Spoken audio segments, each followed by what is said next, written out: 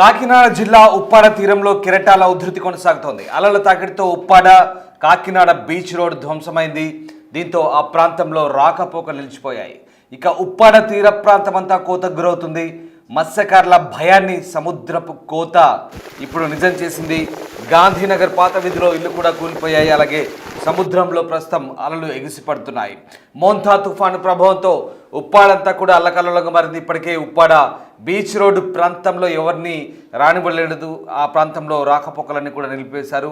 మరోవైపు భీకర అలలతో ఒక్కసారిగా ఆ ప్రాంతంలో ఇల్లు కూడా కూలిపోతున్నాయి. సముద్రంలో అలలు ఎగిసిపడుతున్నాయి.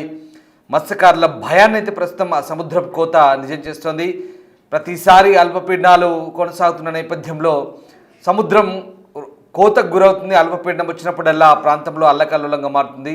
పోయిన సెప్టెంబర్లో కూడా కొంత కోతకు గురైంది భూమి. అలాగే ఇల్లు కూడా కూలిపోయాయి. అలాగే చాలా సందర్భాల్లో బైకర్లపై అలాగే వాహనదారులపై కూడా అలలు ఎగిసిపడ్డాయి. చాలా వరకు ఇబ్బందులు కలిగాయి. ఇప్పుడు తాజాగా మోంతా తుఫాన్ ప్రభావంతో ఉప్పాడ తీరమంతా కూడా అల్లకల్లోలంగా మారింది. మనం చూస్తున్న దృశ్యాలు ఉప్పాడ తీరంలో అలలు 1.5 మీటర్ల పైగా ఎగిసిపడుతున్నాయి. ఇంకా ఇవాళ తుఫాను తీరాన్ని దాటే సమయంలో మరింత భయంకరంగా సముద్రం మారే అవకాశం లేకపోలేదు. అలాగే భారీ వర్షాలు కూడా కురుస్తాయి. ఓవైపు అలల తాకిడికి ఇల్లు ఏ రకంగా కోతకు గురవుతున్నాయి, సముద్రం ఏ రకంగా కోతకు గురవుతుందో మనం చూస్తా ఉన్నాం. ఆ దృశ్యాలు కొన్ని ఇల్లు గాంధీనగర్ ప్రాంతంలో ఇల్లు కోతకు గురవుతున్న దృశ్యాలు కూడా మనకు కనబడుతున్నాయి. స్క్రీన్పై మీరు చూడొచ్చు, బాక్స్లో స్క్రీన్పై చూడొచ్చు. పూర్తిగా అలల తాకిడికి ఇల్లు కోతకు గురై ఆ ప్రాంతంలో సముద్రం కూడా కోతకు గురై ఏ రకంగా రోడ్డంతా భీతావాహంగా బీభత్సంగా మారింది మనం చూడొచ్చు. ఏదైతే సముద్రాన్ని ఆనుకున్నటువంటి రాళ్ల కట్టడం, రిటైనింగ్ వాళ్ళ కట్టినటువంటి రాళ్ళు కూడా పూర్తిగా ఆ ప్రాంతంలో కోతకు గురైంది. అలాగే ఇల్లు కూడా కోతకు గురై కూలిపోయిన పరిస్థితి మనకు కనబడతా ఉంది. దీంతో ఉప్పాడ తీరమంతా కూడా ప్రస్తుతం అల్లకల్లోలంగా మారింది. మరోవైపు కాకినాడ జిల్లా వ్యాప్తంగా భారీ వర్షాలు కురుస్తున్నాయి. ఈదురుగాల తీవ్రత పెరిగింది. హై అలర్ట్ కొనసాగుతుంది. గంటకు 100 కిలోమీటర్ల వేగంతో పెనుగాలులు వీచే ప్రమాదం ఉండడంతో ఇప్పటికీ కాకినాడ పోర్టులో 5వ నంబర్ ప్రమాద హెచ్చరిక జారీ అయింది. అలాగే 2014లో హుదూద్ తుఫాన్ తర్వాత ఇక్కడ 7వ నంబర్ ప్రమాద హెచ్చరిక జారీ చేసినట్టుగా ఇప్పుడు తెలుస్తుంది. అలాగే పోర్టులో కార్గో ఎగుమతి దిగుమతి నిలిపేశారు. మరోవైపు 16 నౌకలను బెర్తుల నుంచి కూడా సముద్రం తరలించారు. ఉప్పాడ వద్ద సముద్రం అయితే అల్లకల్లోలంగా ఉంది. బీచ్ రోడ్డును భారీగా అలలు తాకాయి. కోత నివారణకు అడ్డంగా నిర్మించిన బండరాలు కూడా కదిలించాయి. తుఫాను ప్రభావం అయితే కాకినాడ జిల్లాలోని 12 మండలాల్లో అధికంగా ఉన్నట్టుగా అధికారులు అయితే అంచనా వేస్తున్నారు. మొత్తం మీద భారీ అలల నేపథ్యంలో ఒక్కసారిగా ఆ ప్రాంతం అంతా కూడా ప్రస్తుతానికి ఇబ్బందికర పరిస్థితులు తలెత్తిన సందర్భం మనకు కనబడుతుంది. ఆ దృశ్యాలను చూస్తే అర్థమవుతుంది. తీర ప్రాంతాల్లో అయితే అలలు ఎగిసిపడుతున్నాయి. ఉప్పాడ తీరంలో కెరటాల ఉధృతి అయితే మరింత పెరిగిందని చెప్పొచ్చు. ఉప్పాడ నుంచి కాకినాడ వెళ్ళే బీచ్ రోడ్ అయితే పూర్తిగా ధ్వంసమైంది. ఆ బీచ్ రోడ్లో అడ్డంగా పెట్టినటువంటి ఆ రాళ్ల కట్టడానికి సంబంధించి పూర్తిగా నెట్టివేయబడి కోతకు గురై పూర్తిగా ప్రాంతమంతా రాళ్ళు రప్పలతో నిండిపోయింది. రోడ్డు అంతా కూడా పూర్తిగా కొట్టుకుపోయింది. దీంతో ఆ ప్రాంతంలో రాకపోకలు నిలిచిపోయాయి. మరోవైపు ఉప్పాడ తీరం కోతకు గురవుతున్న నేపథ్యంలో అక్కడ దెబ్బతిన్న కొన్ని ఇల్లు కూడా ఇంకా పూర్తిగా కూలేందుకు సిద్ధంగా ఉన్నట్టుగా మనకు కనబడుతూ ఉన్నాయి. ప్రస్తుతానికి ఈ ప్రాంతంలో అధికారులు అయితే అప్రమత్తంగా ఉన్నారు. అధికార యంత్రాంగం వాతావరణ శాఖ హెచ్చరికలతో అప్రమత్తమైంది. ఇక సోమవారం సముద్ర తీరాన్ని కాకినాడ ఆర్డీఓ కూడా అధికారులతో కలిసి పరిశీలించారు. మంగళవారం రాత్రి తీరం దాటే సమయంలో ఎదురుగాలు అధికంగా వీస్తాయని తీర ప్రాంత ప్రజలనైతే అప్రమత్తం చేస్తున్నారు. అనవసరంగా ఎవరు బయటికి రావద్దంటూ అధికారులు చెప్తున్నారు. రెవెన్యూ, పోలీస్, ఆర్ఎండ్బి, ఆర్డబ్ల్యూఎస్ ఇతర శాఖల అధికారులు తీర ప్రాంత గ్రామాల్లో ఎప్పటికప్పుడు పర్యటిస్తూ గ్రామస్తులకు తీసుకోవాల్సిన జాగ్రత్తలు చెప్తున్నారు. మొత్తం మీద బంగాళాఖాతంలో ఏర్పడిన వాయుగుండం అయితే తీవ్ర తుఫాన్గా మారుతోంది. కాకినాడ సమీపం వద్ద ఉప్పాడ దగ్గర తీరం దాటుతుందని వాతావరణ శాఖ హెచ్చరికలతో అధికార యంత్రాంగం అయితే అప్రమత్తమవుతుంది. మీరు చూస్తున్న దృశ్యాలు ఉప్పాడ తీరంలో కోతకు గురైన ఇండ్లవి అవన్నీ కూడా కూలిపోయేందుకు కూడా సిద్ధంగా ఉన్నాయి. ప్రస్తుతం ఆ ప్రాంతంలో అధికారులు, ప్రజాప్రతినిధులు కూడా పర్యటిస్తూ స్థానికులకు ధైర్యం చెప్తున్న దృశ్యాలు. అలాగే చాలా ప్రాంతాల్లో సహాయ పునరావాస కేంద్రాలు కూడా ఏర్పాటు చేస్తారు. ఇప్పటికే ఒక దఫా ఆర్డీఓ అధికారులతో కలిసి పర్యవేక్షించారు. ఇప్పటికే రెవెన్యూ, అలాగే ఇరిగేషన్, విద్యుత్ శాఖ, ఇంకా మిగతా విభాగాలు, ఎన్డీఆర్ఎఫ్ కావచ్చు, అలాగే విపత్తుల నిర్వహణ సంస్థ అధికారులంతా కూడా ఆ ప్రాంతాన్ని ఇప్పటికే పరిశీలించారు. అక్కడ అప్రమత్తంగా ఉండాలంటూ జనాలకు సూచిస్తున్నారు. మరోవైపు ఇవాళ తీరం దాటే సమయంలో గంటకు 100 నుంచి 120 కిలోమీటర్ల వేగంతో ఈదురుగాలు వీస్తాయని చెప్తున్న నేపథ్యంలో అలర్ట్గా ఉండమంటున్నారు.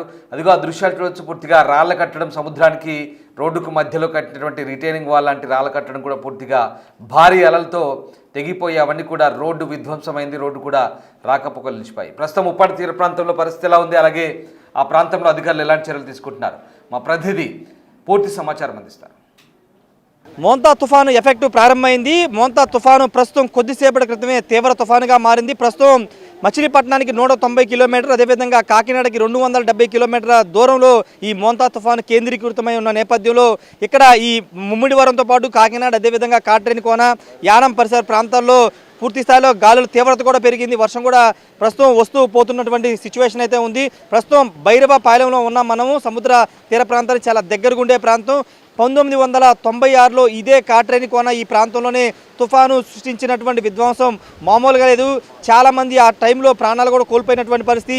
ఈ నేపథ్యంలో ప్రస్తుతం ఈ తీవ్ర తుఫాను మోంతా తుఫాను ఈ పరిసర ప్రాంతాల్లోనే తీరం దాటబోతుందన్న సమాచారంతో ప్రజల్లో కొంత ఆందోళన కలుగుతున్నటువంటి పరిస్థితి. ఎందుకంటే ఆల్రెడీ గాలులు మనం చూస్తున్న ఏ స్థాయిలో వీస్తున్నాయో 11 తర్వాత ఇంకా ఉగ్రరూపం దాల్చే అవకాశం ఉందని వాతావరణ శాఖ అధికారులు చెబుతున్న నేపథ్యంలో ఇక్కడ భైరవపాలెం గ్రామస్తులు కూడా ఇక్కడ ఆందోళన చెందుతున్నారు. 96 నాటి ఆ గత చేదు జ్ఞాపకాలని గుర్తు చేసుకుంటున్నారు. కొంతమంది ఉన్నారు భైరవపాలెం సంబంధించినటువంటి గ్రామస్తులు, వాళ్ళతో మాట్లాడదాం. ఏమంటే ఇప్పుడు ఏంటి పరిస్థితి? ఇప్పుడు 96లో ఈ ప్రాంతంలో చాలా పెద్ద తుఫాను వచ్చింది కదా, ఇప్పుడు మోంతా తుఫాను సంబంధించి ఇక్కడే ఈ ప్రాంతంలో తీరం దాటబోతుందని చెప్తున్నారు.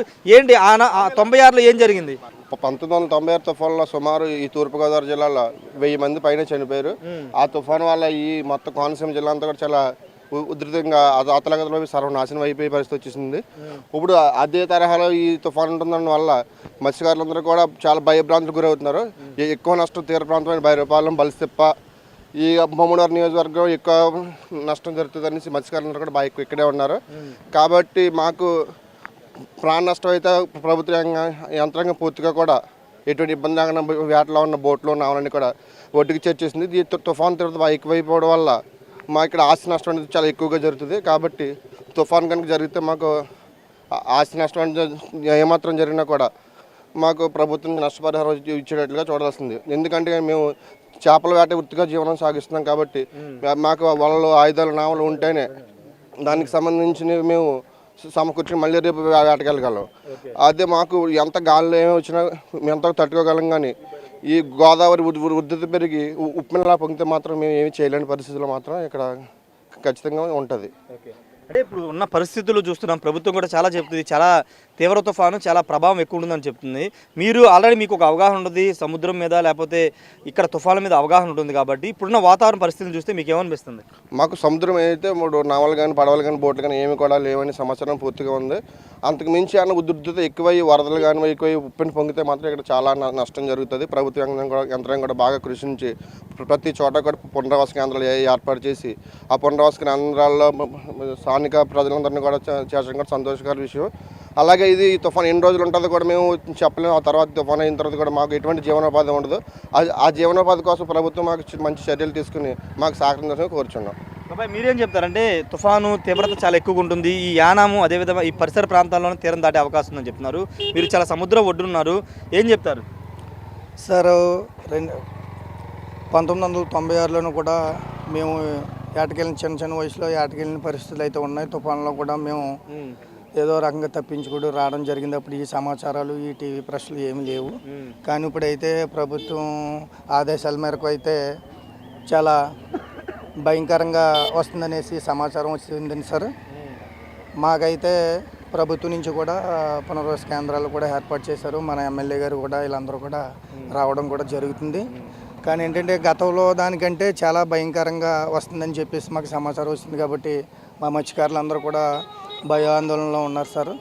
ఇక్కడ తీర ప్రాంతం సముద్రం పక్కన ఉన్న ఊరు భైరవపాలెం కాబట్టి ఏదన్నా వస్తే సరే మాకు చాలా నష్టం జరుగుతుంది సార్. ఎక్కడికి వెళ్ళలేని పరిస్థితి మాది. కానీ గవర్నమెంట్ కూడా అన్ని ఏర్పాట్లు చేసింది సార్.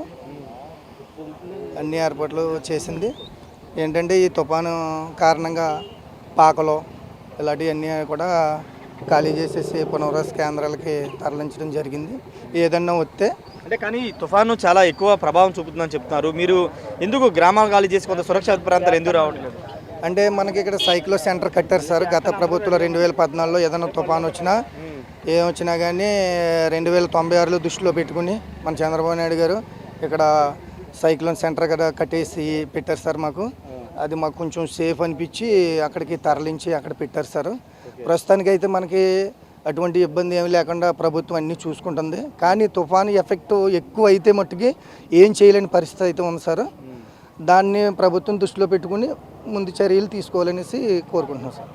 మీరు ఏంటి 96 మొత్తం పూర్తిగా ఇక్కడ ఉన్నటువంటి వీళ్ళంతా చెప్తుంది ఏంటంటే 96 చాలా మందిని మింగేసింది 96 తుఫాను. ఇప్పుడు అలాంటి తుఫాను మళ్ళీ వస్తుందని ఒక ఆందోళన వ్యక్తం చేస్తున్నారు. ఇక్కడ స్థానికంగా పునరావాస కేంద్రాలు, తుఫాను షెల్టర్ కేంద్రాలు ఉన్నప్పటికీ ఇంకా తుఫాను తీవ్రత పెరిగితే ఇబ్బందులు గురవుతామని చెప్తున్నారు. ఏదేమన్నప్పటికీ ఇక్కడ యానాం కానీ ముమ్మిడివారి ఈ ప్రాంతాలకు సంబంధించి కాకినాడ ఈ ప్రాంతాల్లో ప్రజలైతే కొంత ఆందోళన ఉన్నారు. 96 నాటి ఆనాటి ఘటనను గుర్తు చేసుకున్నారు. ఒకవేళ అలాంటి తుఫాను వస్తే కనుక మేము చాలా జీవనాధారం కోల్పోతామని ఇక్కడ ఉన్నటువంటి స్థానిక మత్స్యకారులు చెప్తున్నారు. కెమెరా పర్సన్ శ్రీనివాస్తో రాజేష్, బిగ్ టీవీ, ముమ్మిడివారి నుండి.